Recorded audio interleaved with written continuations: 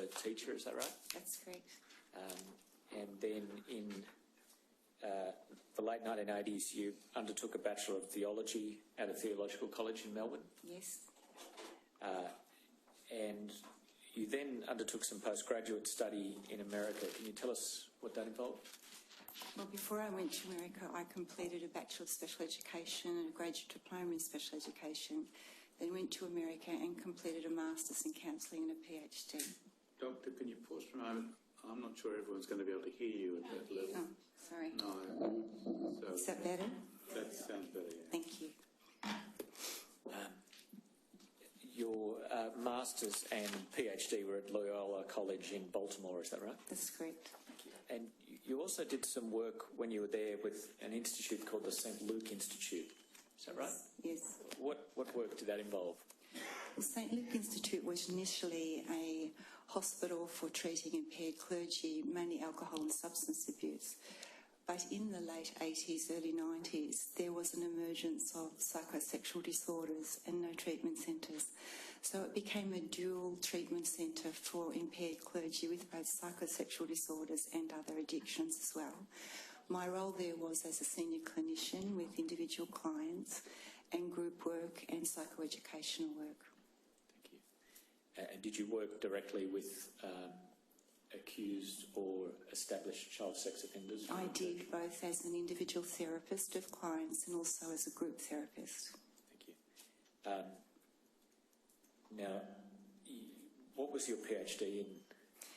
My PhD was entitled An Empirical Comparison of Intermittent and Sexually Compulsive Clergy.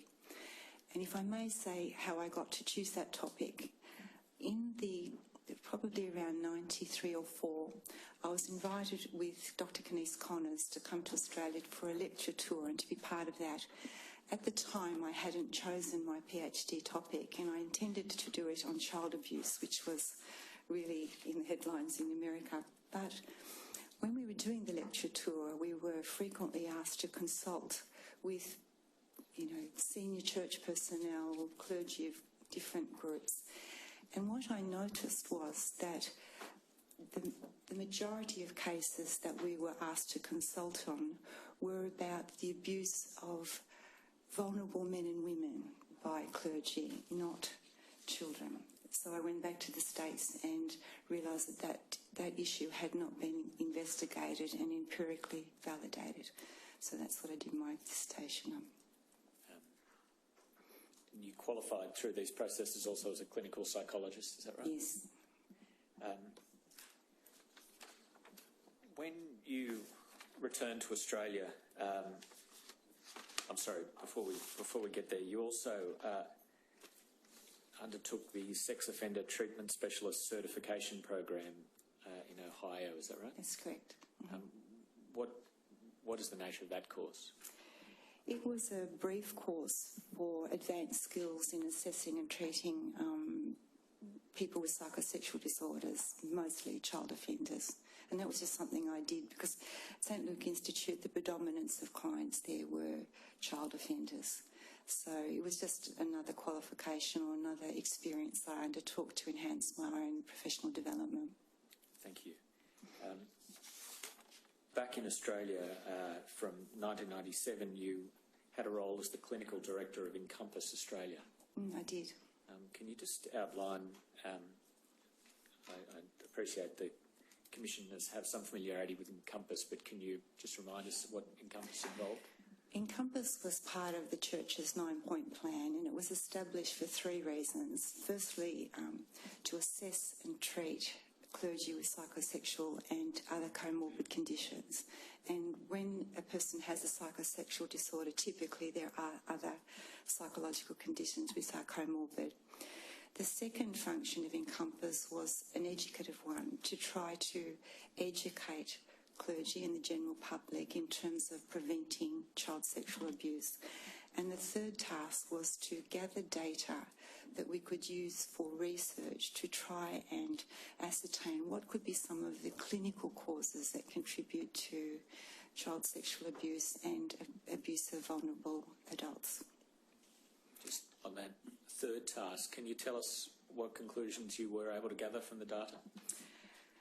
Look, Encompass closed while the research project was in motion.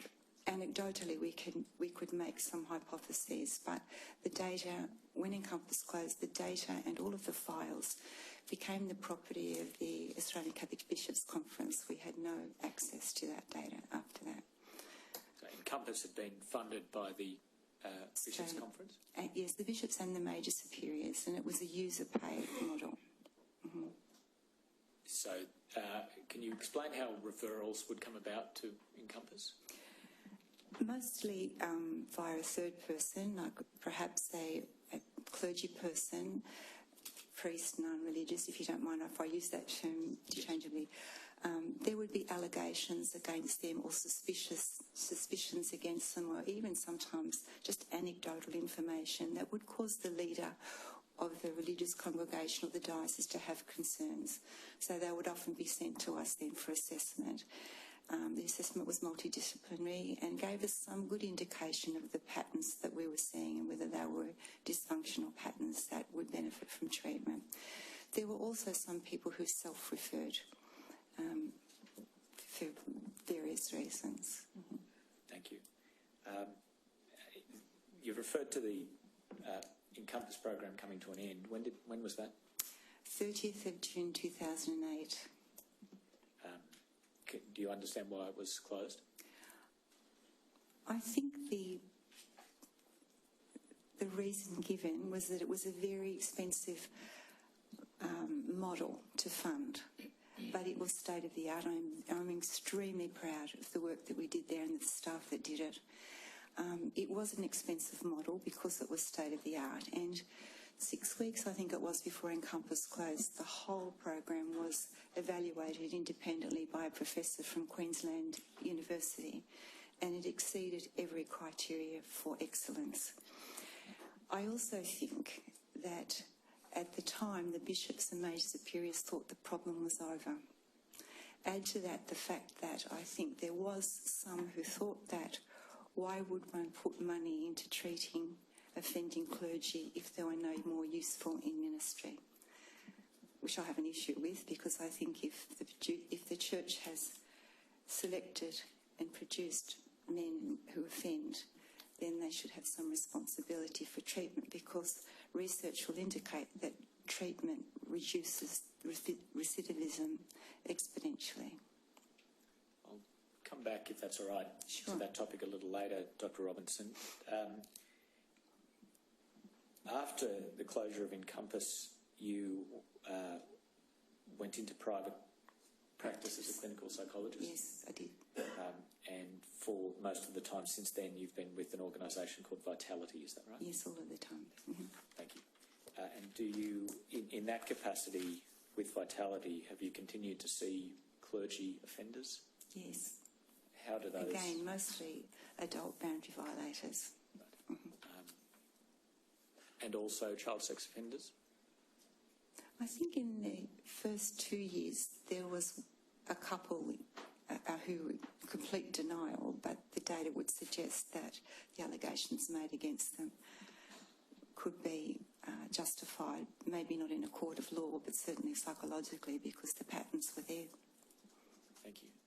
Now, dealing with both of those categories, that is adult boundary violations and child sex offenders, how do referrals come about involving clergy coming to see you? Again, by bishops and leaders of congregations, and some self-referrals. Do you have standing arrangements with particular church authorities? Excuse me? Do you have standing arrangements with particular church authorities that you'll be the body to which they refer cases? They're free to refer to whoever they like, but there are some dioceses and many congregations who typically refer to us because of our multidisciplinary assessment process. I think, to my knowledge, it's the only one of its kind. Thank you. Are you able to estimate, Dr. Robinson, combining your experience in America and in Australia, how many clergy child sex offenders you will have worked with? At Encompass, we worked with over 1,100 clients, not all religious and not all sex offenders by any manner of means. But of that 1,100, I would suspect somewhere between maybe 60 and 70, we're talking 15 years ago now, were child sex offenders. Again, the bulk of the clergy we saw with problematic sexual behaviours were adult boundary violators.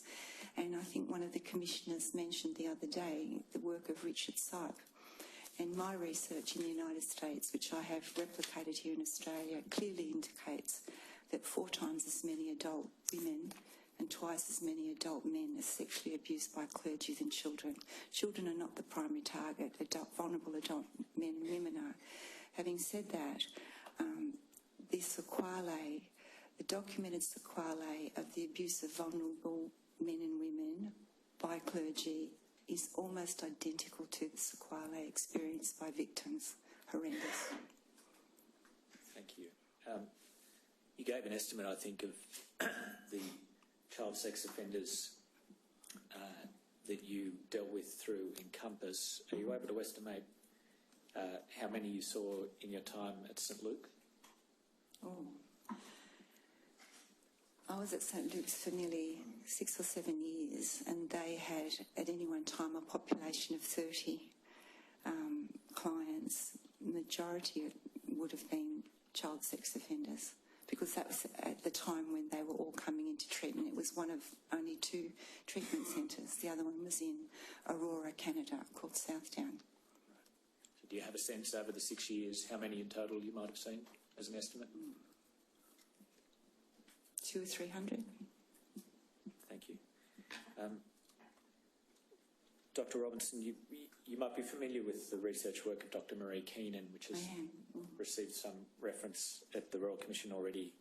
And one of the matters that Dr. Keenan touches on is she had a study group of some 9 child sex offenders, and one of the things she indicates that is, of those 9, 8 of them had confessed their behaviour in the context of the sacrament of reconciliation. And she expresses the view that, based on her study of those perpetrators, the act of confessing was an important aspect of them continuing to offend because they felt a degree of absolution. Is that something you have encountered in your own clinical experience? Most definitely. Particularly in older clergy, not so much now in younger clergy, but not only have I seen that pattern, that an offender would offend against a child victim, go to confession and feel absolved and do exactly the same thing again. I've seen that. And I've also heard some of the older clergy say things like, well, when I violated a child, I didn't break my vow of celibacy. You don't hear it as much now as I did with older clergy, whose thinking around celibacy is skewed. Just coming back to the question of the confessional, do you have a sense of what proportion of the people you have seen might have confessed what they were doing? Here in Australia? Yes. Look, I think it probably would be substantial because, most Catholics are trained that, when you go to confession, you're absolved of your sins, and even more so clergy. So there would be a significant number who would tell me, and perhaps others who didn't. But it's also always something that we asked in the assessment: did you tell anybody? Did you admit this in confession? And some of them will quite blithely say, yes, every time I offended, I went to confession. Thank you. Dr. Robinson, can I turn to the topic of the selection of candidates for seminary life or religious life? And you've indicated in your précis some views about what you think are the best practice principles that should govern the screening of candidates. Can you, firstly, at the general level, explain whether it is useful and what function it should serve? Before I do that, could I just create a context for why I think that selection of candidates and screening of candidates is critical?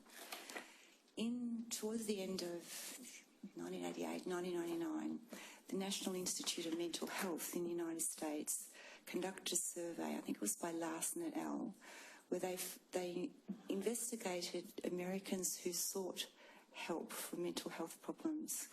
They found that 40% of people seeking help first went to a clergy person, 29% went to a psychiatrist, and I think 21% went to a GP.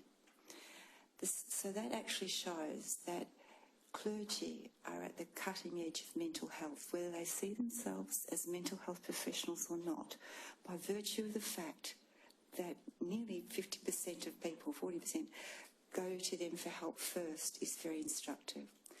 The study also found that at any one time, clergy spend somewhere between 20% and 56% of their time counselling, whether formally or informally. And something like 46% of clergy said they had no training or minimal training. 10% didn't know how to refer to a mental health professional. So what that, I think, demonstrates is that the system, the church system, greatly underprepares men, clergy, to work at the cutting edge of mental health. A psychiatrist has years of training. Myself as a psychologist, 6 years of training and ongoing supervision. Clergy have none of that. And it's not as if the sickest people go to the psychiatrist. Clergy people on the ground see exactly the same clients that I see in my practice, but with no training. The other thing I would say about clergy is they are the only group of mental health professionals who can go into a home uninvited. I can't, a GP can't, nobody else can. But when somebody dies or somebody divorces or there's a tragedy in the family, priests can be in there within minutes, or clergy people can. I usually see those people 6 weeks later or 8 weeks later when their grief is such that they need help. So that also explains how clergy have access to vulnerable children and adults much earlier than anyone else. So in coming back to your question about selection and screening, research indicates that historically the Catholic Church attracts and rewards priests who have 3 strong flavours in their personality: dependent, compulsive and schizoid. Now, the dependent person, healthy dependency, is somebody who likes people and wants to make the world a better place for other people. You'd hope your doctors, your lawyers, your psychiatrists have lots of dependency. But when there's an over-representation of dependency in a person's personality style, what it can lead to is the locus of control being external to the person, so that they look to authority figures in terms of decision making, in terms of identity. They've been very deferential. In the past, the Catholic Church's hierarchical system has chosen and rewarded that type of a personality style. The second flavour is compulsive. And one thing we know about a compulsive person is they'll see a job through to the end. So in the past, you had older clergy whose identity revolved around how many churches they built, how many schools they built, how many parishes they'd been in. And then you'd find them burnt out, with no such thing, depressed and anxious because of their overwork and their inability to self-soothe and self-care. And the third common flavour is schizoid, where there's a push and pull, a desire to be connected to people, but also a fear of intimacy. So typically, clergy had lots of acquaintances, but very few real friends. So when I replicated that study in Australia, I found exactly the same pattern with one difference. Catholic clergy have a high level of narcissism. So I wondered about that. Now, narcissism in healthy doses means that you're a self-starter, you believe in yourself, you can get a job done and keep a balance. You know, I think a lot of our diocesan clergy in particular work in rural areas and would have had to have had strong resilience in their character. So narcissism in that sense is good. But when it comes with a sense of entitlement, and we've heard weeks, the last couple of weeks, people talking about clericalism, entitlement, a sense of superiority and exclusion. That's a very dangerous combination. So these are some of the things that we need to be aware of historically that the church selects and rewards. In terms of assessment, human sexuality is made up of an amalgam of like biopsychosocial factors. And so if we want to understand the level of integration that a person has sexually, then a multidisciplinary assessment is critical. In terms of multidisciplinary assessment, my belief is best practice involves a complete medical assessment, because there are some medical conditions that can make a person look psychologically ill. So, for example, somebody may have a clear history but then start sexually offending when they haven't had there's been no history of it. You immediately look for a neurological condition or Alzheimer's or dementia. Or you look for a closed head injury where there's been an injury to the frontal lobe, which affects personality structure and impulse control. This is some example of medical issues. It's very important that the psychologist who does the psychosocial and in particular the psychosexual assessment is trained in that area and experienced in it, because just like there are specialties in psychiatry, medicine, you have paediatricians, orthopaedic surgeons, so too are there specialties in psychology. For example, I'm not a neuropsychologist. I'm not a child and adolescent psychologist. It's a very specialised area. But what my specialty is psychosexual assessment and diagnosis.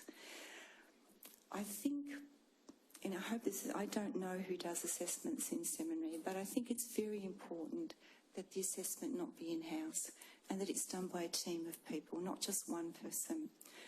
My hunch is that some people who are assessing clergy are in fact themselves religious. They may be very qualified, I'm sure they are, but surely at some level there could also be an unconscious desire to have more people in the seminary, or not to exclude people because the church is diminishing, their very numbers are diminishing. So I think that's something that needs to be looked at. We have a very competent psychiatrist who sees our clients for assessment, and a trained spiritual director who does a spiritual assessment, which also is very important, because in order to offend against children, one has to overcome lots of barriers, my own internal barriers, the barriers of the child, the barriers of the family, societal barriers. In order to do that, we have to develop cognitive distortions that support that antisocial behaviour. Spiritual distortions can be equally destructive and maladaptive in offending clergy and must be addressed in treatment. Otherwise, we're not getting the whole picture. So when all that assessment is done by all the different disciplines, we sit down with the client and usually the referring agent and explain to them in psychological language what we've found. And it only makes sense. You can't just... We also do psychological testing, by the way. And in terms of psychological testing, I think there are nuances in assessing or looking at interpreting psychological testing of clergy that are similar to perhaps the nuances in the psychological testing of adults with Asperger's. When you typically test Asperger's on, say, the Milan or the MMPIRF, they come out looking narcissistic and depressed. In fact, they're not narcissistic. That's an artefact of their inability to read non-verbal social cues that make them look self-centred and focused. So if you weren't familiar with those nuances, you would misdiagnose. With clergy, what I have found over 27 years now is that typically, often, clergy's testing will be fake good. So they will present themselves as unrealistically virtuous, and they deny, in doing so, they deny aggressive impulses, sexual impulses, in order to look perfect. So one must look for that. Because if that's the case, then they're over-idealising many things and are unable, they're out of touch with their own basic aggressive and libidinal impulses. Usually, if clergy persons score high on over-controlled hostility. That can also be linked with sexuality. In my experience, particularly in the United States, where I was the only woman in the group, in the States we did group with a male and female therapist, and all of the clients in the group were male. What was very typical and needed to be looked out for was the eroticised aggression of the clergy. In seminaries, and I'll come to the environment in seminaries in a moment, but typically the major defence mechanisms that clergy used was repression. And in order to repress something, you have to obsess about it. So, for example, if I say to you, for the next 5 seconds, don't think about a white bear. Now, in order to not think about a white bear, you have to obsess about not thinking about a white bear. So repression leads to obsession, which eventually will lead to acting out. It's like putting a flame under a kettle and jamming the lid on. The steam's still going to come out the spout and you have no control over it. That is one of the things that needs to be noticed, and I would like to comment on that later when we talk about the environments that I believe exist in seminaries. Thank you. Now, if I could just add, any psychologist will tell you no amount of experience or screening or psychological testing is going to pick up every offender. But a multidisciplinary one has a much better chance of looking at or picking up patterns.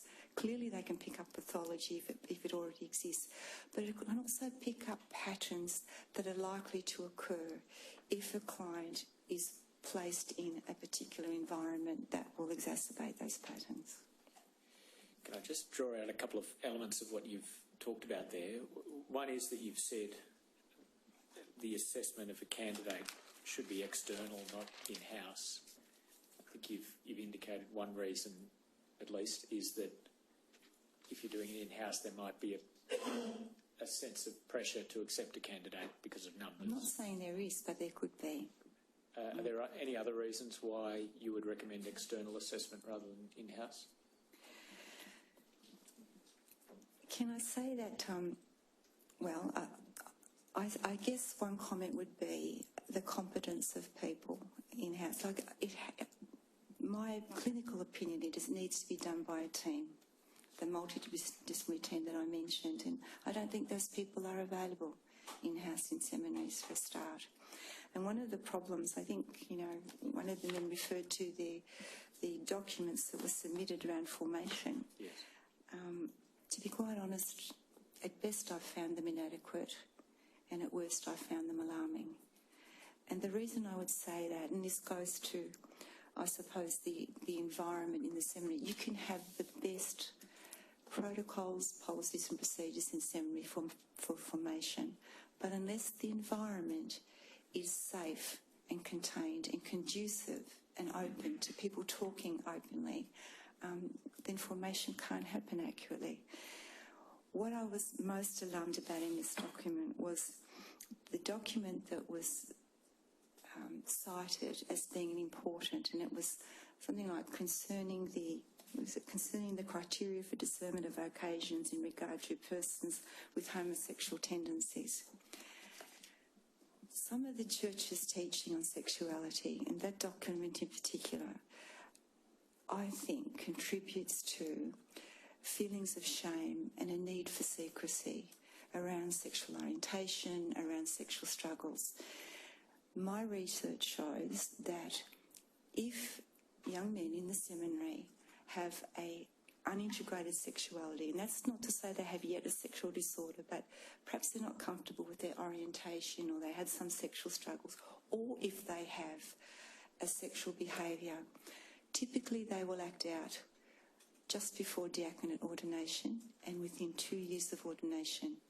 And that also applies to religious clergy, who typically act out just before first vows and within 2 years of final vows and ordination. So when I try to understand that, I think that seminaries, not all seminaries are different, and we can't generalise. Some of our major seminaries, I've noticed are reverting back to a model of seminary over the last 15 years that would have been appropriate in 60s, 70s and 80s. And somebody made the comment this morning that perhaps they see clericalism and more strict boundaries and a reversion to practices of the past as a solution. I can promise you we'll need 10 more Encompasses in the next 10 years if this continues, because some seminaries have very tight boundaries. The hierarchical structure in the seminary, the atmosphere can be very homophobic. And Marie Keenan made the comment, and I completely concur with her, that the abuse that homosexual men have suffered spiritually, emotionally, psychologically, because of the homophobic atmospheres in the church, in church teachings, in the seminary, is horrendous. I have been witness to it in people that we've treated. Now, in such a system, it's often common that libidinal and aggressive impulses are repressed. What I noticed in the document that was submitted is that some candidates are interviewed by the vocational director, then they can be interviewed by the vice rector, they can be interviewed by the rector. There's periodic evaluation once a year, self-evaluation, evaluation by usually clerical staff at the seminary. Then over against that, when you have a document like this and other documents on church teaching around sexuality that induce shame, the document goes on to say the men are encouraged to talk about their sexual orientation, their sexuality. I put to you that is an impossibility. Why would a young man who's struggling sexually with sexual challenges or even with a sexual disorder volunteer that information to people who have the right to say, yes, you can be ordained, or no, you can't? So in fact, the environment itself is duplicitous. I think this is very sophisticated rhetoric, but I don't think it's the reality.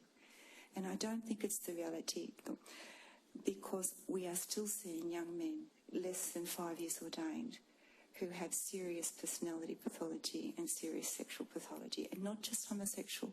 You know, it's orientation. A recent study by New South Wales has clearly said that sexual orientation in and of itself does not lead to emotional problems, but it's societal attitudes, homophobic attitudes, the exclusion, the fear of rejection from family, friends, society that leads to high incidences of mental illness. I might explore some of those issues with you in a few minutes, Dr. Robinson. If I could just bring you back to the question of who conducts clinical assessments of suitability. Are the matters you've just been describing relevant to what you've said about it being more appropriate for those assessments to be external rather than in-house? Yes. And do I take it from the way you were describing the practice that this is something your organisation, Vitality, does for church authorities? That is, it conducts assessment of potential candidates? Yes. What is the outcome of that process when you do it? Do you provide a report of some kind? We provide a very comprehensive report, usually about anywhere between 12 and 14 pages, 15 pages long, and it covers every aspect of the interviews, the psych testing, psychiatric, medical, everything. And not only that, we sit down with the client, but the data belongs to the client and should be used as part of their ongoing formation process. If we can identify their strengths and their growing edges, then that is a working document for formation. Do you make recommendations in those reports as to whether or not a person is suitable? Yes. And in your experience, are those recommendations usually followed? Mostly. It depends again. We can only make the recommendation. Our recommendations can be accepted or not. So are there instances where you've recommended that a person is not suitable to be a candidate, but they've nevertheless been accepted? Yes. How often have you encountered that? Not often now, but occasionally. What have been the reasons why effectively your recommendation hasn't been followed in those instances? Overruled by the bishop or the major superior for whatever reason. Look, I can give an example of, and here's a prime example, a young man, a very fine young man who grew up in a particular ethnic family who had very strict, rigid views about their faith, sexuality. This man had never worked. He was only 18 and intended to go to a very strict seminary to study theology, but instead went to a seminary. Now, I think that's a recipe for disaster. One of the most telling indications of unsuitability is a rigid cognitive style. And when you see, young men who insist on wearing their soutane, who are very traditional. I mean, there's been plenty of talk around people wanting the Tridentine Mass and to wear the clerical collar and the clerical garb. I get very curious about that because what is the purpose and meaning of that? Just recently, as an example, I had an occasion to visit one of our major seminaries, not in an official capacity, but as a visitor. As I was just about to go in, two young men came out, and one stayed inside and didn't actually come out, but I overheard them talking about going shopping. The man who came out was less than 2 metres from me, and I greeted him, so good morning. He turned and looked at me, neither acknowledged me nor returned my greeting. So I thought, well, that's just an act, just lacking in common courtesy for a start. But I also wondered about misogynism. But the thing that worried me most was, why was this man going into the CBD to buy his CD or fix his computer or buy his toothpaste dressed in a soutane? What was the meaning of that for him? I certainly question that. Is that because it's linked to the same things which have been grouped under the heading of clericalism? Yes, I think so. And look, there are some very healthy people who go into seminaries and come out fairly healthy. But if one is cognitively rigid, sexually unintegrated, and a person needs the external structure, whether it be, and not just the structure, but the role. Some people want priesthood too much, and I'm curious about that. Why? Often they want the power, they want the status that is given to them by lay people, and often which they insist on. That's a very dangerous sign, I think. Have you also done work screening candidates at the end of their training, and it's a question of whether or not they should be accepted for ordination? Only when there's been a problem. It's not done, to my knowledge, routinely, just before ordination. And if there's been a problem, it's a referral from the rector? We've had very little. It's usually from the rector or often from the bishop. Sometimes a rector will have, or seminary staff will have reservations about a candidate and ask that they be assessed. But even so, the head of the order or the bishop can still ordain them.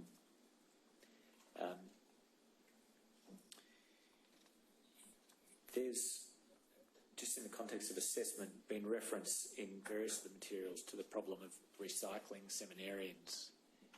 The notion that people might present to one seminary and for one reason or another drop out or be asked to leave and then turn up at a different seminary. Is that something that you would see as clinically significant? Yes, I do. I'm always interested and curious about why a person has been in more than one seminary. Why did they leave? Under what circumstances? Why are they reapplying? The same goes for religious life. You often have people who've been in multiple religious orders applying again for another religious order. So if that had been detected, that's something that you would investigate further? I would, and it doesn't necessarily mean that there's a, pathological reason. It might be that someone goes into a seminary, realises that, they're not a good fit there, leaves, gets a degree, gets a job, and still, then feels a genuine call to vocation and comes back. Well, I see that as a healthy sign.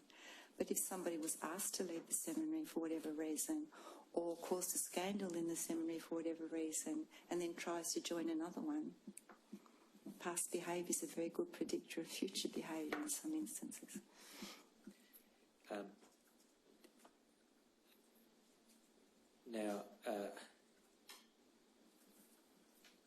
In your work for different church authorities in relation to screening, have you observed any particularly good practices around the country that you would commend? Are there any particular dioceses or religious institutes that you think are applying best practice? I'd have to say I'm not aware of other agencies who do multidisciplinary assessments.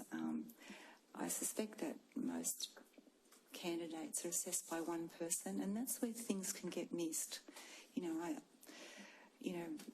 the last 18 months, we did assess an ordained priest who had only been ordained for less than 2 years, who had been in a couple of ceremonies in Europe, who at the time of his assessment and admittance to the seminary in Australia had a sexually transmitted disease that wasn't picked up.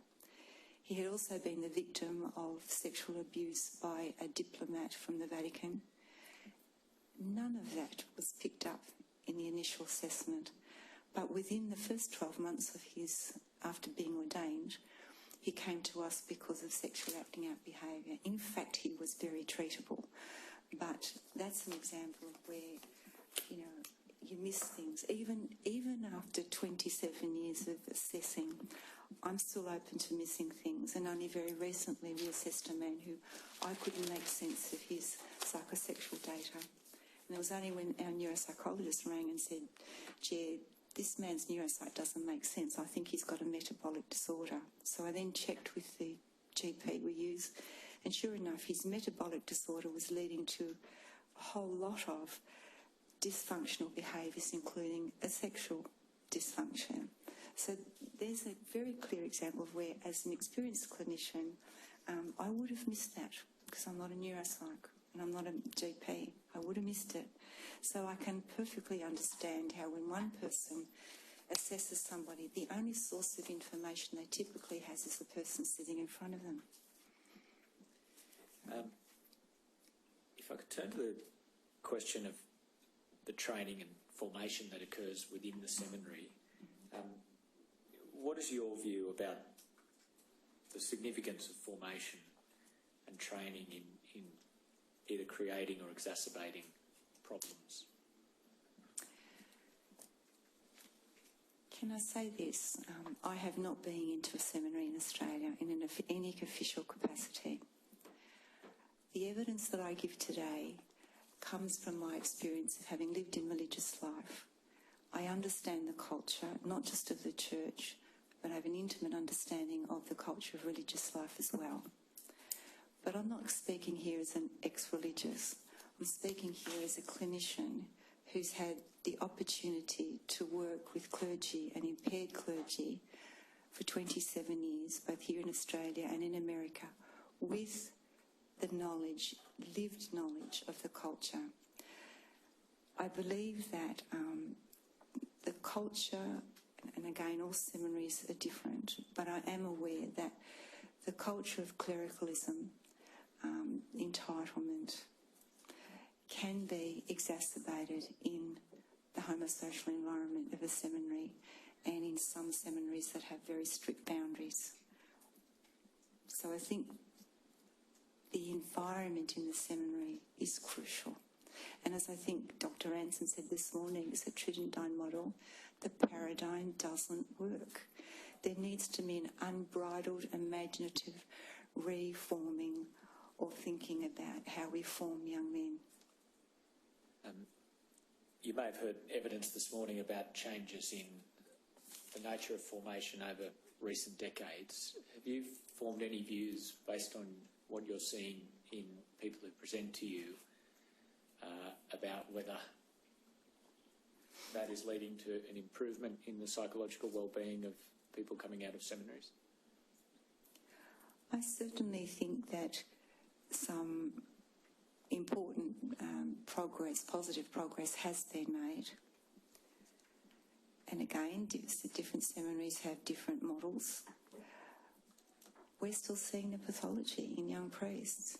You know, within the last 12 months, a young priest who abused vulnerable women all through seminary and in every parish he had been in.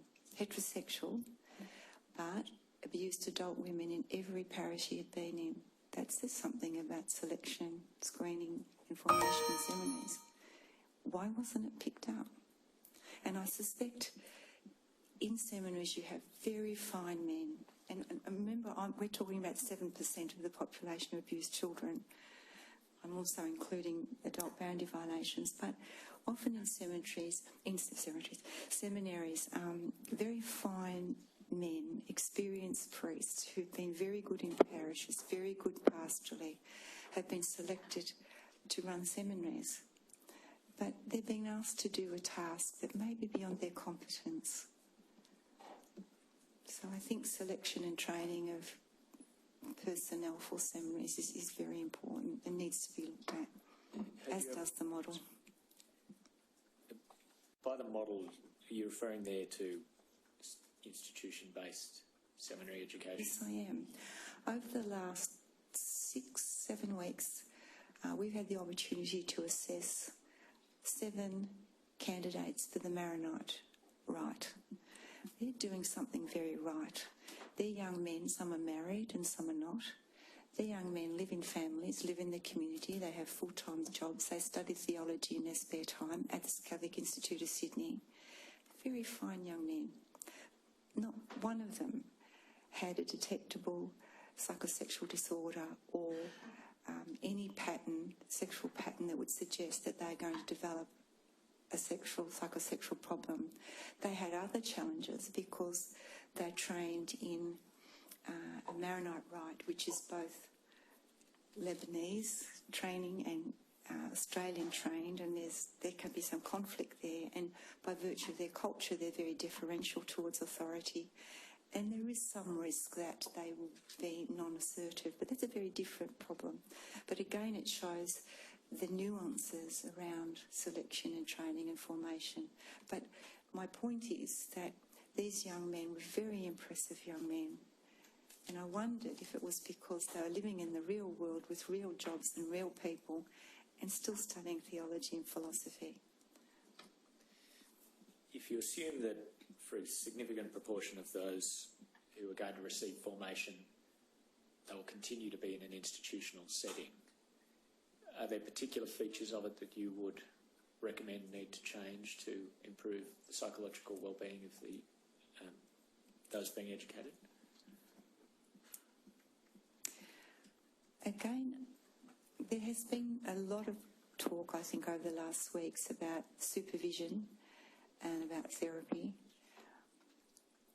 I think the problem that the clergy have had with the concept of supervision is similar to the problem they had accepting integrity in ministry. I think many clergy felt that what could be seen as the standards acceptable to clergy, integrity in ministry, was imposed on them.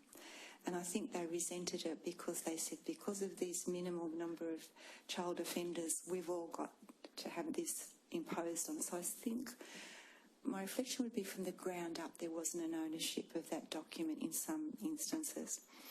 Similarly, I think that part of seminary formation and training doesn't encourage the normal healthy use of psychological services, therapy and supervision. And to be fair, I think the model of supervision that is being, that most people know, is adapted from psychology, that is required of psychologists and psychiatrists to stay healthy. In some ways, we may need to adjust that in some way, because in the past, once a priest was ordained, the attitude seemed to be, well, I've made it now, I'm complete and I'm here, that's it. That attitude needs to be worn down in the seminary so that seminarians see therapy, supervision, peer supervision, talking about themselves realistically and authentically is how you do life. I don't think that happens at the moment. Are you describing there a model of supervision within the seminary itself or also beyond the seminary? Well, supervision is really about a conversation about how my work, my relating to clients affects me. And remember I said earlier about the statistics around mental health with no training. We're taught to be very self-reflective and to develop what we call an observing ego around, while I'm talking to you as a client, what am I noticing in myself, my own thing? I might like you as you're talking to me. Or I know I was fine when you first came into the room. Now I'm incredibly angry. So what I have to get curious about is, why am I feeling angry? Is it because you are so angry that you've projected into me to hold? Now that's neither good nor bad, but it's so important that I try to understand what is it that you're trying to communicate to me by listening to my own, what we call counter-transference. So unless that sort of honest conversation, dialogue, which is transparent, authentic, non-judgmental, about all aspects of life, celibacy, sexual orientation, what we like and don't like, jealousy, unless those sort of conversations are standard in seminaries, nothing will change. Is that a question of culture or attitude, or is that something that can be the subject of particular educational units? I think it's both. When we first came back to Australia, Tony and I made it our goal to spend the first 2 years trying to educate clergy, because our sense was, and the research will show this too, that many clergy were what we call alexithymic, emotionally destitute. They didn't have the language to talk about sexuality. They hadn't been allowed to talk about sexuality in their formation and in their past. So they didn't have the language, they didn't know how, and not only that, it was forbidden. It's certainly perceived as forbidden, as many examples have been given here. And I think that has to change. But when you have church teaching that mitigates against honest discussion, that mitigates against any acceptance of sexual orientation other than heterosexual, that's not going to happen. So it reflects on church teaching, it reflects on the environments we create, it reflects on homophobia environments, it reflects on structure, it reflects on culture. It's a very deep-seated issue. Have you ever had any involvement in drafting courses for seminary education? No. Have you ever been asked to participate? No. But again, you can have the best course in the world. And I think people have made genuine attempts to do that. But unless the environment is there, it won't happen. And like if a document is saying, you know, a sexual orientation is intrinsically disordered, could you talk about it? And one of the things is, one of the realities is that sexual disorders are rarely, if ever, diagnosed in a hospital or doctor's surgery. People present in doctor's surgeries and hospitals with higher levels of anxiety and depression. But if you listen with a clinical ear, you often pick up this is about ego-dystonic sexual orientation or a paraphilia. But nobody comes in to their doctor or GP and says, oh, look, by the way, I'm a pedophile or I'm a frotterer. All paraphilias, including pedophilia, is shame-based. And the perfect breeding ground for a sexual disorder is secrecy and shame. So when you have a confluence of a strict environment and church teaching around sexuality that cause division and shame and secrecy, there you have your breeding ground for silence and disordered sexuality. Is there research on how inclined sex offenders are, or those with a sexual disorder, to self-refer for treatment? Not that I've read lately. I've had some experience of some people who self-referred because of noticing they were sexually aroused to children. But given societal attitudes to offending, it's mostly kept secret. Is there any research on whether they're more or less inclined than the average person to self-refer for depression or anxiety? My research showed, but with adult boundary violators, that the compulsive group had much more serious pathology than the intermittent group, and that they had 4 times the level of depression than other clergy, and more than 12 times the rate of depression in the general population. So typically, offenders present with comorbid conditions such as depression, anxiety, and it's very rare for a person to have only one paraphilia. So typically, a paedophile, whether they're a clergy paedophile or a secular paedophile, will also have voyeurism and often exhibitionism as well. So you must look for all 3. And even more exhibitionism, the most difficult paraphilia to treat. And a person with one or more of those underlying disorders, if they are experiencing depression or anxiety, are they any more or less inclined to report and seek treatment than the average person suffering from depression or anxiety? I'd probably say less, because of their fear of being found out, or their fear of their sexual disorder being noticed.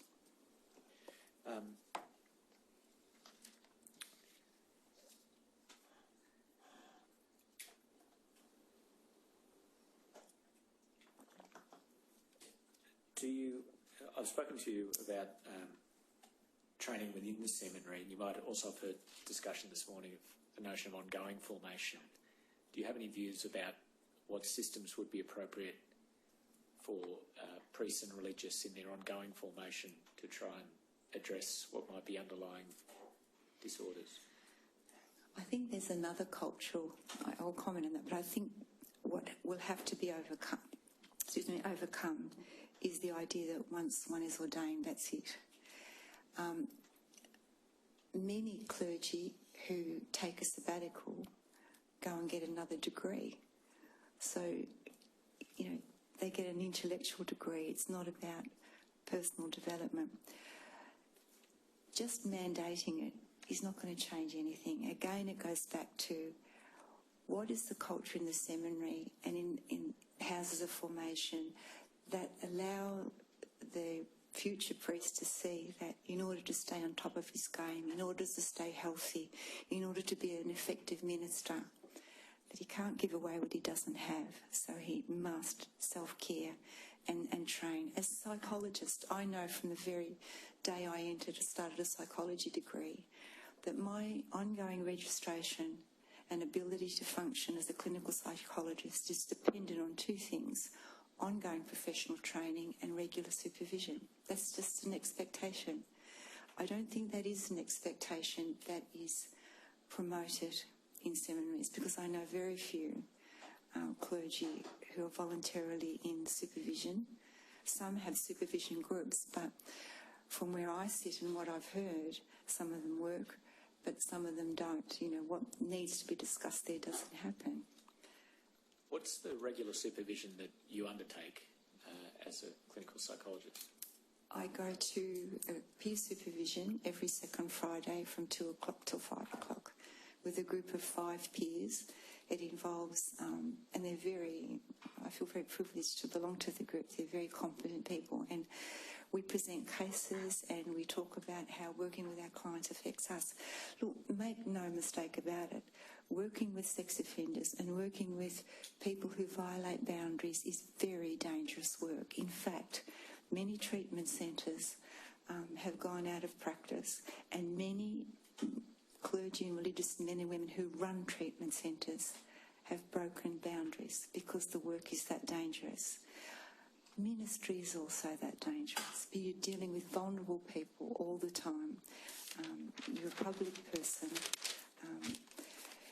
you can be pedestalised by your community, and once you're up on a pedestal, there's only one way down. And Patrick Carnes has written a lovely article identifying 5 factors that contribute to a higher incidence of abuse of Catholic clergy than other clergy, and pedestalisation is one of them. Another one he mentions is the fact that priests become the receptacle of positive projections. And as a therapist, you learn, always deal with the negative projections, don't touch the positive, because we get to believe our own, somebody tells you, if you're feeling down and somebody tells you you're the best therapist in the world, it's very tempting to believe it. It's the most dangerous thing you can do. So, priests often, because of the nature of their work, somebody, this morning spoke of dual roles. As a psychologist, I'm forbidden to have a dual role with anybody, and that's very clearly mandated.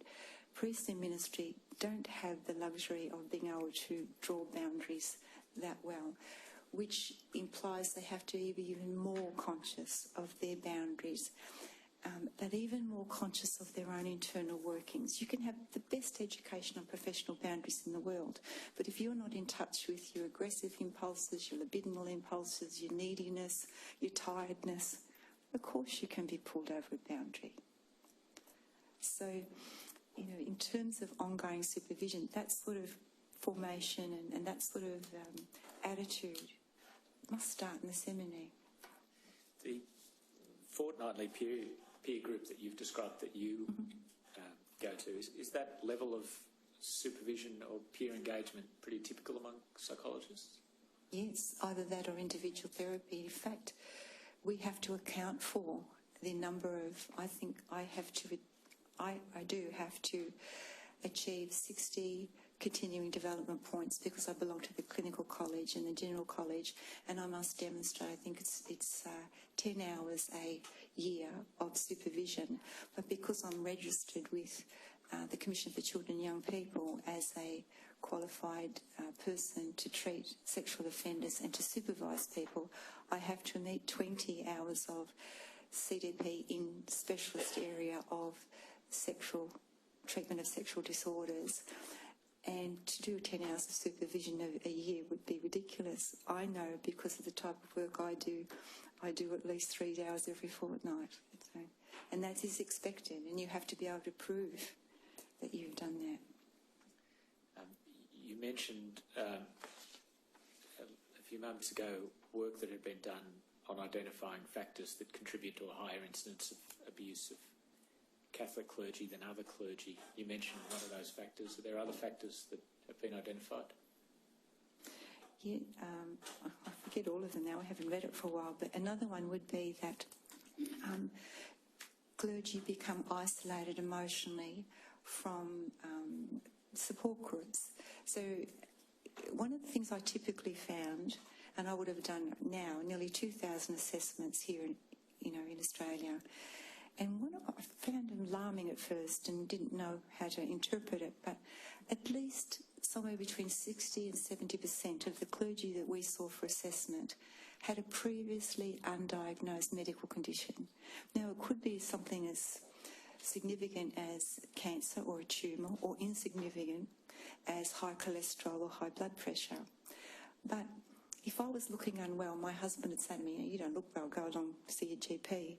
I think clergy often lead, or can lead, isolated lives where they don't have that intimate connection with people who can challenge them. Often they're seen as the priest, put on the pedestal, so they actually become separated from the very support networks that will bring a balance into their lives and a genuine warmth and relational aspect. That's a big danger for Catholic clergy. And in some ways, it does go back to, there's been a lot of questions about celibacy here in the Royal Commission. And I do concur that celibacy is not a causal factor in terms of sexual abuse, but it certainly is a contributing factor, especially for vulnerable people. Celibacy is a rare gift, I think. And a person with any vulnerability, when celibacy is mandatory, that's a scenario that's a recipe for disaster. I think my personal opinion is that I think celibacy should be optional. For many clergy, particularly in the old school, it was an optional extra. It just came with a package. It wasn't a free choice. And when you have young men choosing celibacy, say 23, 24, do they really know what they're choosing? Because in order to make a choice, we have to choose between two things. What you'd hope is that they all fall in love with someone, men or women, and have to make the choice, because the best learnings we make about sexuality are by almost getting it right. When you say celibacy should be optional, is that in the interests of the church, of the individual clergy, of the lay in the church? Why do you say it should be optional? And that's easy, all of the above. All of the above? Yes. And would it be safer for children? Yes, I think so. Mind you, having said that, 83% of children are sexually abused by a member of their own family or an extended member of their own family. But celibacy per se is not a contributing or causal factor. Statistically, far more heterosexual men would abuse children than homosexual men. And I want to be very clear here that homosexuality is not a disorder. And homosexuality and pedophilia are two totally separate things. One is an orientation which can be healthy and life-giving, and usually is. The other is a diagnosable psychiatric disorder. You said to us that celibacy is a rare gift. As I understand Richard Sipes' work, in his experience, the majority of clergy and religious have engaged in sexual activity either occasionally or regularly. If you have a vow or a promise that you can't keep, it would lead to stress and would affect your personal integrity. And so one question that arises from that is an ancillary one, is it creates, for Catholic clergy, unlike other clergy, a tension and stress which can affect them psychologically in ways that aren't apparent for other people. Do you want to comment on that integrity issue for us? Well, again, it depends on the person. Just like, when children start school, for example, you will have a child who comes from a really stable home, loving parents, and if they have a secure attachment style, which they develop in such an environment, they see school as a challenge, and everything is an exciting challenge. On the other hand, so they will do well at school because they're not impaired by a challenge. On the other hand, you might have a child who comes from a family with a practicing alcoholic, where the rules are arbitrary, or a member of the family suffers severe mental illness. So when they start school, they can be anxious, they can be looking to be told what to do. So one is far more robust than the other. And similarly it is with men who might choose celibacy. I know some very fine priests who are very good celibates. In one instance, I can think of a friend who probably is a better celibate because he wouldn't do relational partnership or marriage well, and it suits him well, and he's a very good fit. However, the point that I think you're making is, if somebody chooses celibacy, either consciously or as a byproduct of the decision to become a priest, and they end up sexually acting out, what they're doing is showing a public persona that is by the rules. Here I am, a celibate clergy, but their internal, private self is very conflicted, and you're absolutely right in saying it invariably must create a psychic split in that person, and that is very dangerous. It can only lead to psychological ill health. And does that have any connection to abuse? Yes, both with and also with adult boundary violators, because if one is feeling compromised, powerlessness, stuck, filled with shame, sometimes the way one can gain power is to project that outwards and to use vulnerable people to feel powerful. And I'm not saying that's the dynamic in every case, but just like, rape or domestic violence isn't ultimately about sex, it's about power. Any objectification of another person, whether it's a vulnerable adult or a child, is an abuse of power and can be an attempt for one to feel powerful when one knows one's internal state is chaotic and disintegrating. And do those vows create the anger you spoke about earlier? I think you described it as eroticised anger, and that connects to the objectification of children or vulnerable adults? The vows per se, no. But if like Marie Keenan did a lovely job in talking about powerlessness, power and powerlessness up and down. And she was highlighting the fact that if one does feel powerless and inadequate, one can then feel powerful by abusing vulnerable adults or children. Did I miss your question? I'm groping for understanding, and I look to you for giving greater understanding. But it seems a straightforward logic. If the vows or promises of celibacy and chastity are very difficult to abide by, and if, as I understand Richard's site to say, most religious and priests do not abide by them, and I don't mean regularly, I mean occasionally at times, then that must create great internal conflict, which I presume must produce anger of some sort, or depression or anxiety or some kind of emotional reaction. And then the question leads me to, well, how does that connect to the abuse that this commission has to address? I don't think it's back on again. I don't think it's just the vow of celibacy. That certainly causes internal conflict, but I think it's also that eroticised anger that I referred to and that you're, quoting back, is also connected to the hierarchical structure and the feeling of powerlessness that comes in that hierarchical structure. One must know one's place. And all of us can become disenchanted and resentful if the efforts that we make are not affirmed or identified and appreciated. And many clergy in that structure feel invisible.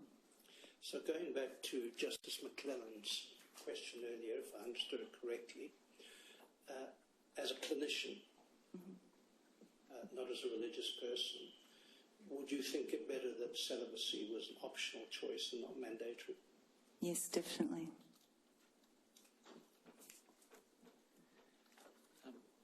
Dr. Robertson, can I just ask you some questions about some statements you've made in your précis about the appropriate principles that should govern the care of offenders and the prevention of recidivism.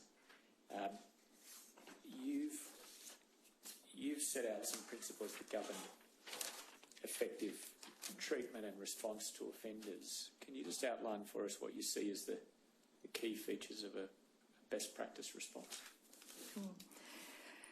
This is a very controversial area, particularly for clergy offenders. Many people who have been primary victims of sexual abuse or secondary victims of sexual abuse would want these clergy offenders just to be ejected. I don't think that's the issue. The two factors that are very important in reducing recidivism in offenders are meaningful work and a supportive social network.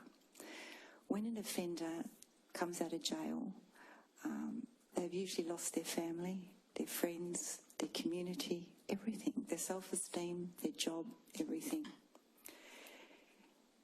To leave them in that social isolation is not only just to expect it, but to predict recidivism. Now, I know there's been some criticism about the fact that clergy offenders are kept within their diocese or religious orders, and I hear that. However, I don't think the answer is to throw them out in the street. I think it's very important that clergy child offenders never again be permitted in ministry. They never be allowed to wear clerical garb or to call themselves by their title. And I know that there's some talk around, laicizing them. I don't have a problem with that. However, if one could do that and still retain some leverage so that they could stay in the community, I think that's important. And I'll tell you why. In 1994, there were two very serious antisocial, repetitive sex offenders who came out of jail in Canada, and they literally had nowhere to go. Nobody would touch them. They were such serious offenders. The Mennonite community there came up with an idea of creating what they called circles of accountability and support around these two men, which to a large extent requires volunteers. And in equal measure, they tried to devise a support network with equal measures of accountability and support. Now, neither of those two men reoffended. That program was then replicated and trialled in the Thames Valley in London, in Scotland, in Wales, and is now being trialled in Adelaide, I think. One of the two in Canada, I think, are still run by faith groups, but the one in Scotland and Wales are run by the judicial system, as is the one being trialled in Adelaide.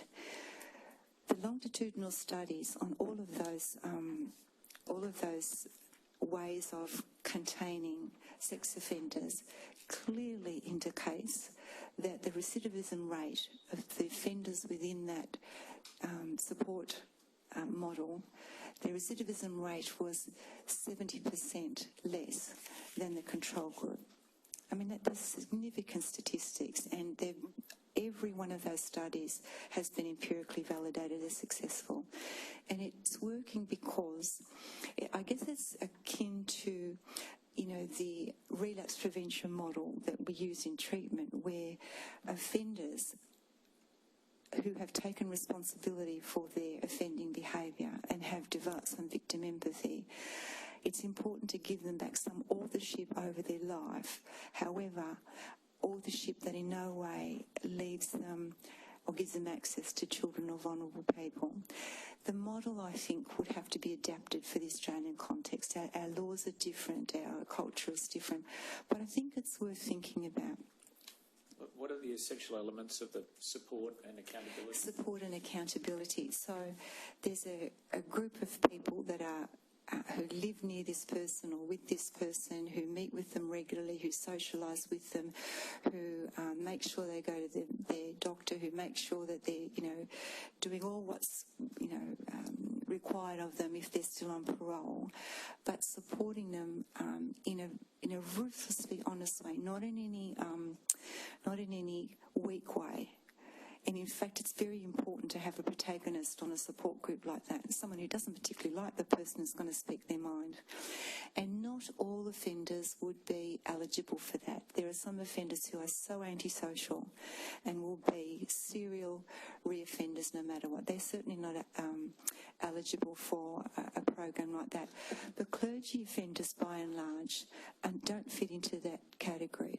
In fact, there's the differences between, or three differences really. Clergy offenders tend to predominantly offend against adolescent males. That's different than in the regular population. And typically they rarely use force and they groom their victims over a long period of time. Now the grooming relates to the fact that, we said earlier that 83% of children are abused by family members. Clergy, by virtue of their ministry, even by virtue of their title, father or brother, gain access to families, and so virtually become members of the extended family. That's how they groom over an extended period of time. But because of their predominant personality structures that I mentioned before, dependent, compulsive and schizoid, they're also very compliant.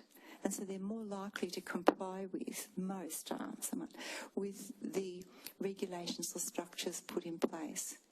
Now, even in working with offenders in therapy, those personality structures can work for the good, or they can work conversely. For example, clergy are so dependent and so differential that sometimes as a clinician it is very difficult to know how much of the clinical work that you're doing with them is being appropriated and internalised, because they're very compliant. They're just going through the motions, so you can see where it will take experience and it will take thorough grounding to set something like that up. But to just throw them out is not the answer. It leaves vulnerable people at risk. And my own personal point of view is, I understand why the church would not want to spend a lot of money on rehabilitating clergy, but treatment is essential in all sex offending to reduce recidivism risk. But I don't buy the argument that we're not going to get any more work out of them, so why treat them? If the church has selected and trained and authorised these men to act in ministry, surely they have some responsibility for treatment so that there are no more victims. Thank you. Doctor, I asked you a little earlier about an example or examples where you'd made a recommendation that a person not be accepted as a candidate, and the bishop, or I don't know if it was a bishop or a superior, had effectively overruled that. Were those situations in which there was an advisory council or some group that was responsible for the decision? My decision, you mean? Or for the ultimate decision? I don't know. But I do know, I think ultimately the bishop has the final say. Most bishops, to my knowledge, would not go against our clinical advice, and most bishops do have advisory councils, I think, who would advise against it. Thank you. Nothing further. Were you treating clergy and religious... when you were treating them, was it a precondition that they would admit to you that they'd offended against children? No. I would take the line that most of them would deny it. And most of them would deny it, having offended. Exposure to that area suggests that the starting point for effective treatment is an acknowledgement. That was our job, to get them to... When they came for assessment, most of them were in denial. But denial is not a prerequisite for treatment. Jason Ware at Long Bay Jail did a lovely study on denial in offenders there, and you expect people to deny. It's our job as clinicians to create a therapeutic relationship where they will admit. So do they end up admitting? Some do, yes. And most, I have to say, most do actually. There are some who don't. Most do admit that they've offended. Now, the ones that came to you, have they already gone to jail or been punished for offending in the criminal justice system? No, and that was the problem. When they came to us, there were strong suspicions, and many of them were denied, and they were historical as well. And if there is an objective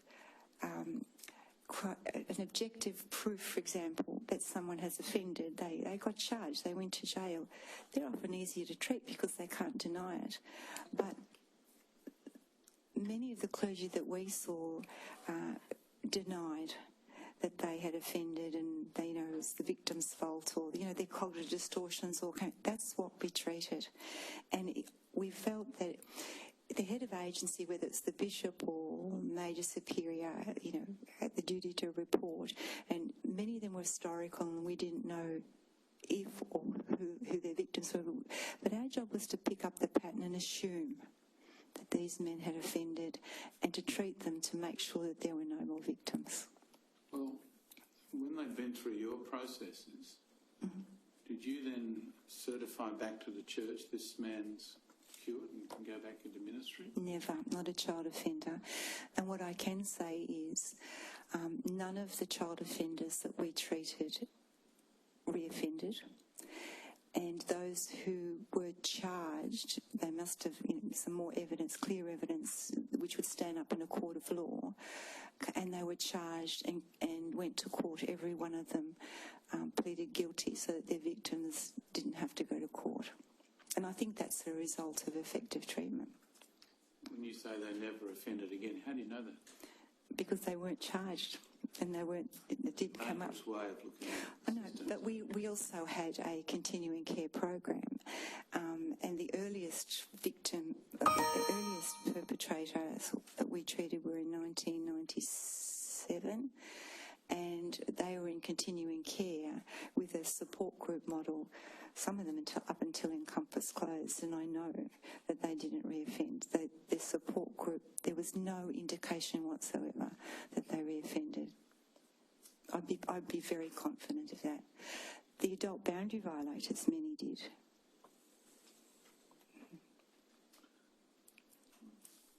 Dr. Robinson, can I ask you to go back to your evidence with respect to the closure of Encompass back in 2008, and you started to refer to the research part of the work of Encompass and indicated that at the time at which Encompass closed that you were developing some trends in the data coming through, but that because of the timing of the closure you hadn't completed that work.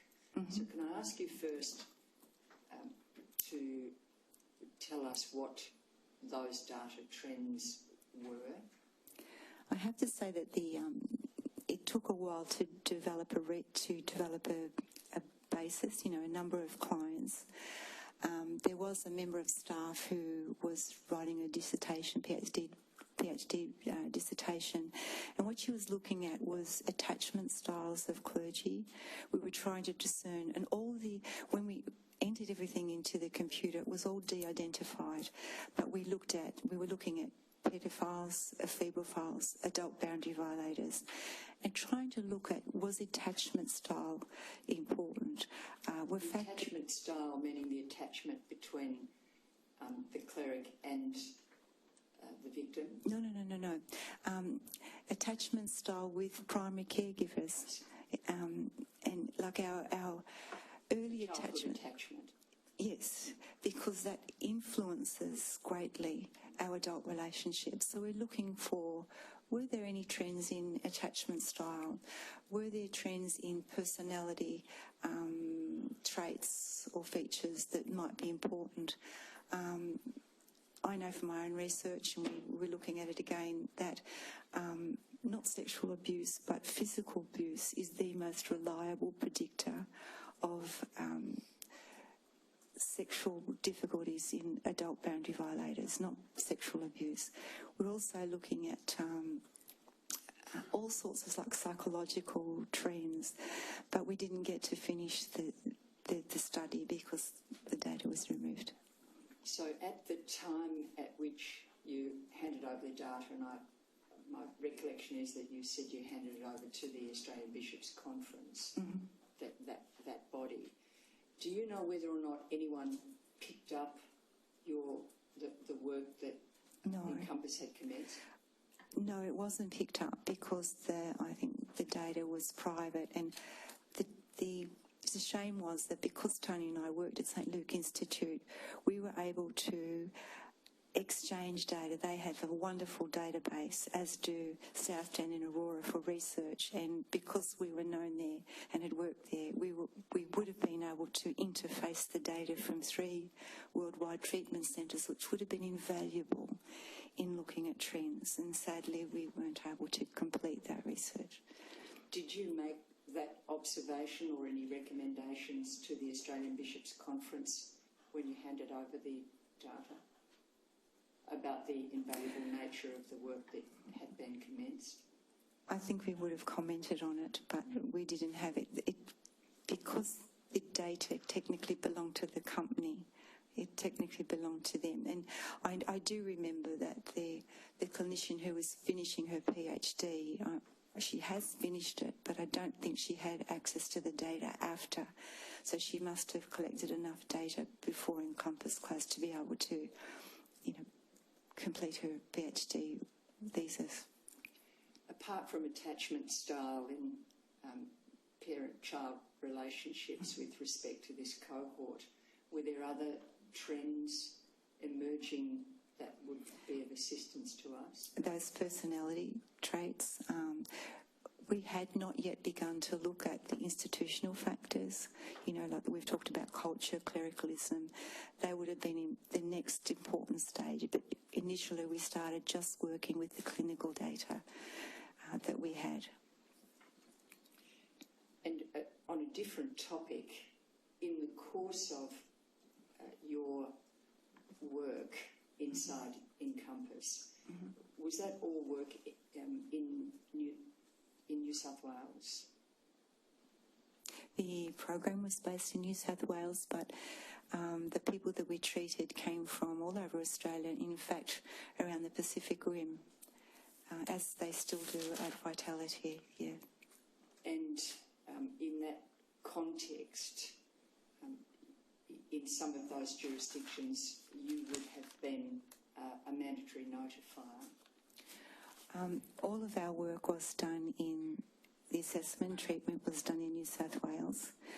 As I said, at no time were we aware of the identities of any victims, and at that time none of them were currently abusing. They were all historical and in denial. And it was incumbent upon the referring agent, bishop and religious superior to report if they knew. It was very difficult for us to get that information. So rather than do nothing, we proceeded as if the psychological data identified patterns that were indicative, we think, of sexual offending, we treated them as if they were. And I think that's, in a court of law, you require more stringent data to stand up in court. So our goal was treat these people who we think are psychosexually impaired so that there are no more victims. So, sorry, I'm just making sure I understand. You would not notify any of the participants. You would not notify against any of the participants in the program. I would if I had the right data, but as I said, it was the majority of them were historical, and we couldn't identify victims. And at the time, most of the people we were treating were in denial. So, what could we report in that sense? But make no doubt, if I thought somebody was offending and I could identify that, yes, I would have been mandated to report. The sense I have is if you were treating multiple people who were in denial and had not been identified by the criminal justice authorities, tell me if this is right or not, consequence of the closure of your program would mean that clergy who were, to say the least, of dubious character in this area would continue as clergy without anyone intervening. Would continue as clergy? Yeah, without anyone intervening. No, because... How would the church deal with them after you've closed? Oh, after Encompass closed. After you've gone, yeah. The people you say coming to you who were in denial, what would then happen with those people in the church? That's actually a very good question and a cause of serious concern, because when Encompass closed, I think the intention of the bishops was to refer these clients to other agencies or to individual psychologists. I think that was a short-sighted view because, again, the treatment of psychosexual disorders is a specialty. Research will indicate that successful treatment of offenders occurs best in a group. And there is there's nothing that I'm aware of other than within the jail system that treats sex offenders in group work. I think there is a group at Surrey Hills run by LSC, but Ararat and Silverwater have sex offender programs. But in the general community, most treatment or attempts at treatment are done by individual clinicians, and I think it's inadequate and not effective. So at the enclosure of Encompass, yes, it left a big hole. Thanks. Can I just ask, it's a generalised commentary I'm seeking from you if you feel comfortable, I guess, to do that. Just a moment ago you talked about a clear distinction, as I understood it, between adult boundary violations by clergy compared to pedophilia or child sexual abuse, which I think is very reasonable. But even with the adult boundary violations, I imagine there is a continuum there. So from the most vulnerable person who is the victim of a form of abuse to perhaps the least vulnerable, which might be a single mature adult without any mental health issues, perhaps. Is that a fair comment? I think the continuum is not on the vulnerable continuum on vulnerability. My research clearly indicated that you can have clergy who I would have called intermittent offenders, who perhaps, I think my criteria was less than 3 vulnerable adults. It wasn't a compulsive pattern, and usually that group of offenders, adult boundary-related offenders, had less pathology than the compulsive group. The compulsive group were a group who were narcissistic, antisocial, very clerical. They used their position in power to get access to vulnerable men and women and kept repeating the pattern over time. Their pathology was very serious and they were much more difficult to treat. In the literature, that type of objectification and exploitative sexual behaviour with vulnerable people is often referred to as sexual addiction or sexual compulsion. And we all have an inbuilt radar for picking somebody more vulnerable than ourselves. So we don't go and pick an argument with somebody who could cut us to ribbons with their tongue. And that is also true of pedophiles. Pedophiles do not randomly pick their victims. They have a radar for picking up vulnerability in children whom they offend. No, thank you. But what I particularly wanted to ask was, and whether you wish or are able to comment on this, but given the length of time you have been involved in this area, which is now quite significant, did you ever get a sense that the way the church dealt with this, whether it was pedophilia or vulnerable adults, just to lump it into all one basket of a moral lapse? Yes. And do you think that's changed over time?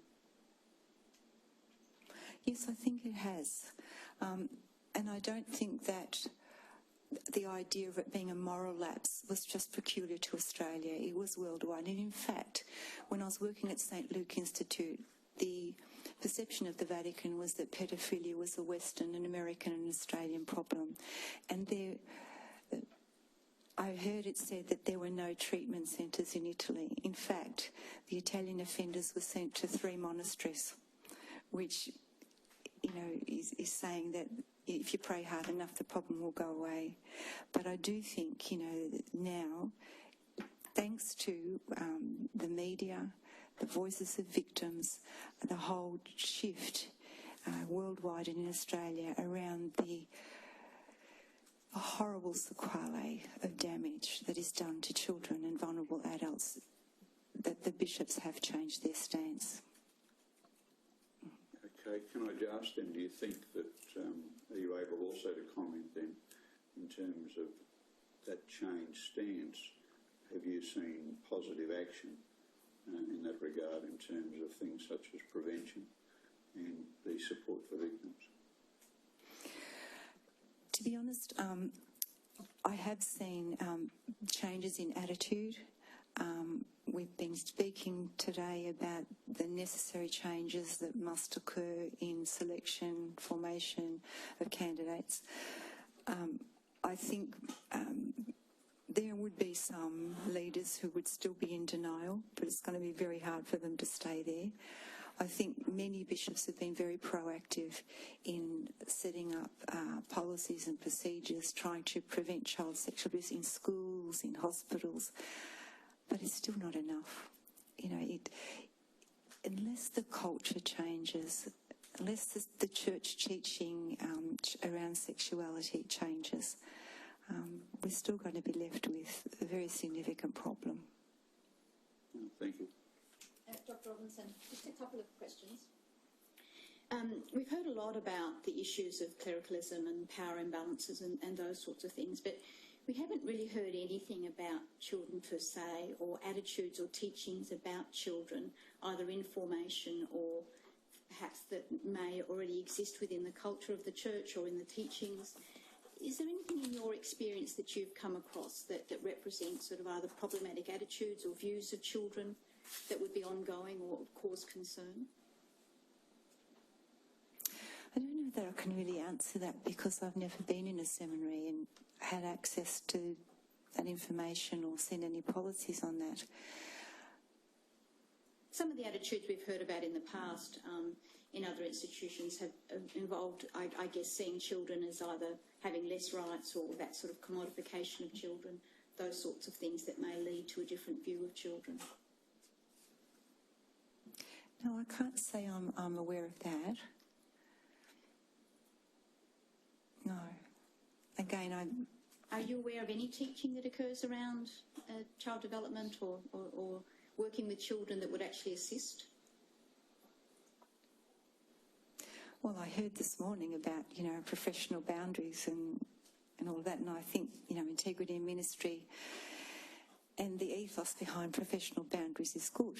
But as I said earlier, you can have perfect policies and procedures, but if the person themselves isn't aware of their own internal impulses, whether they're aggressive, sexual, whatever, they will be enacted against a vulnerable person, whether that's a child or an adult. And it's interesting, Bishop Renzatzo was talking about his journey through the seminary. But what I remember thinking myself is, yes, but you had enough integrity to benefit from that seminary formation. Another individual who perhaps felt ashamed about sexuality, who came from a dysfunctional home, perhaps struggled with sexual issues, would not feel free and would not benefit from that very same system. And therein lies the problem. We also heard some evidence last week from Dr. Doyle that he was concerned that there'd been an inability on the part of religious to actually understand the true impact of the sexual abuse of children. I'm just wondering whether you wanted to add to his evidence there. Yes, I would. I am aware that for the last, 3 years, each one of you has courageously sat and listened to, I imagine, the most horrendous stories of victims. I'm also aware as a clinician that it will have left a mark on every one of you. As a clinician dealing with sex offenders, it has come at great personal cost and great professional cost, because in many ways people who work with sex offenders become pariahs themselves. I'm aware that from where I sit and listen to perpetrators tell me what they did to children, it's left a marked impact on me. And I guess I have to admit that in supervision I've had to bring my feelings of rage and impotence and helplessness, and that's nothing to what the victims have felt. I think that people, some religious and clergy, by virtue of their family life and their professional development, have been able to remain naive and immune to the real devastation that perpetration of sexual abuse on children and vulnerable people has meant. I suspect in the general population it would also be true that some people could not appreciate the depth of damage. I don't think it's peculiar to clergy. You don't think there's anything within formation or those other sorts of things that we've talked about that might contribute to that inability to understand impact? The only thing that comes to mind is if there is a level of entitlement, narcissism, if the person is so focused on the goal of being ordained with the unconscious, and it usually often is unconscious, desire to have a role, to be important, to have power, to be needed even, then that type of person who's that self-focused would be immune to the impact of their behaviour on others. Could I just ask two questions very briefly? They're both related to religious orders. Firstly, in relation to male religious orders, and about 37% of perpetrators were religious males. Are there any learnings for us in relation to religious male orders that you haven't raised? Much of the conversation today has been about priests, but are there any learnings, particularly in relation to religious orders of men, that we should be cognizant of? I think in the past, many young men went into religious orders very young, similar to diocesan priesthood, and each religious congregation has a different charism. And it's like when you walk into any tennis club or social event, you pick up the vibe. So when you go into any religious order, there's a different vibe which is related to the different charism. I think each religious order, none of them now take candidates at a young age. I think you should never be permitted to do that. But every religious leader needs to look at how their perception of their charism perhaps may influence their formation. So, for example, I know in the past some religious orders poorly trained their men, either in formation or even to teach. And often they were overworked, so they would teach all day and then maybe have to care for children in orphanages at night. Now, that sort of, the charism is fine, but the way it's happening there suggests that, those men have no sense of themselves, who they are, and they often align with the very people that they're caring for, which is children. I'll never forget interviewing an 85-year-old brother who worked in an orphanage where there was horrendous abuse. This man said to me, I came out from England as a young person and was in that institution, and then I never left it because I joined the order, and then my role was to care for the other orphans as a carer. And he said, we worked every day of the year except Christmas Day. And he ended up sexually abusing children because his own needs for healthy, nurturing needs and healthy needs for affection and approval and relationship, the only people he was surrounded by really were children. And so that's sort of, each culture needs to look at those sorts of factors. And the second one, but you may or may not have any exposure to that, only a small percent, about 4% of those that were in religious who perpetrated were women, nuns. Do you have any thoughts in relation to that? Typically, even in the broader social, secular world, we used to think that women didn't perpetrate sexual abuse. They do. Certainly not to the degree that men do. And often if women are feeling unsatisfied, they will be more cruel and punitive to children. What I can tell you is that the incidence of religious women who have been sexually abused is more than 6 times the general population. So religious women there tends to be a preponderance of higher incidence of sexual abuse that's often kept secret for years, and maybe unconsciously they enter a religious order knowing that they'll only be surrounded by women and be safe. It would be all unconscious. There'd be lots of clinical, hypotheses you could make about that. But not as many. Women were more prone, religious women, to physical abuse and emotional abuse than to sexual abuse.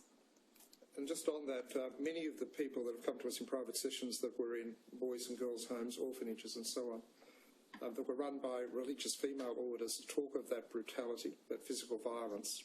Mm-hmm. In some of those institutions, sexual abuse also occurred by their lay staff. That correlation between physical violence and the higher rate of sexual abuse of women entering religious orders, do you have any particular view about that?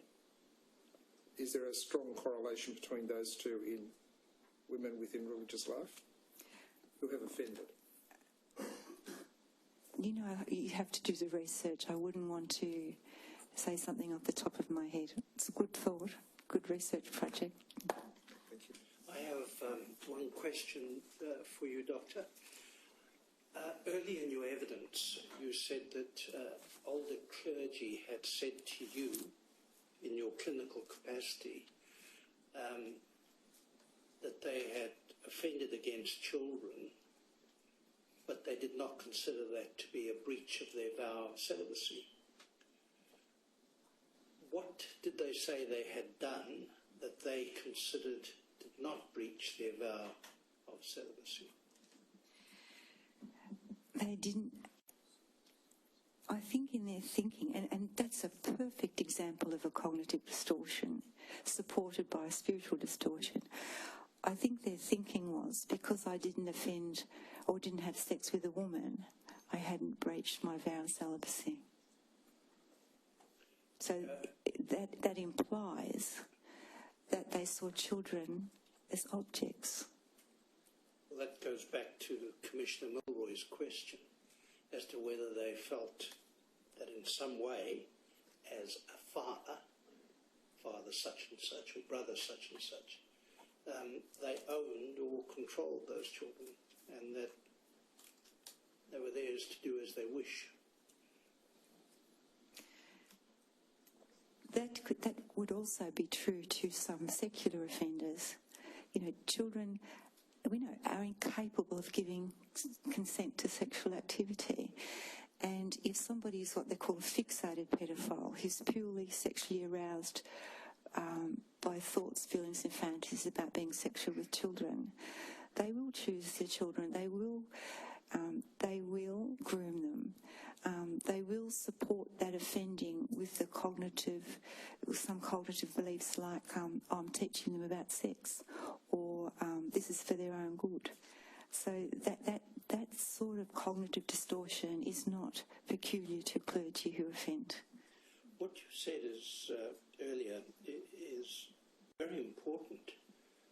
If it is true that older clergy, let's say 50s, 60s, 70s practicing clergy, regarded the sexual assault of boys and girls as, and boys in particular, because it was heavily oriented in that direction, was not a breach of the vow of celibacy.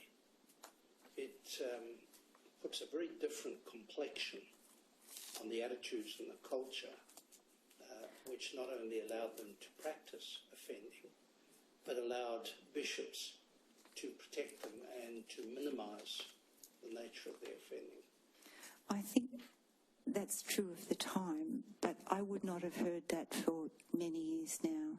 So I think I'd be very surprised if that sort of thinking is what's constitutive of formation in current seminaries. That's not what I implied. I deliberately said the 50s, 60s and 70s. It was the older clergy who said that to you. Yes. Mm-hmm. Thank you. Ms. Needham.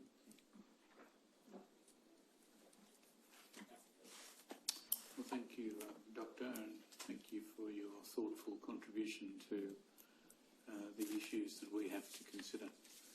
I need to formally excuse you, but don't treat that as offensive just because you had an order to come. I can now let you go with our grateful thanks. Thank you very much. We'll adjourn until 10 in the morning. Thank you.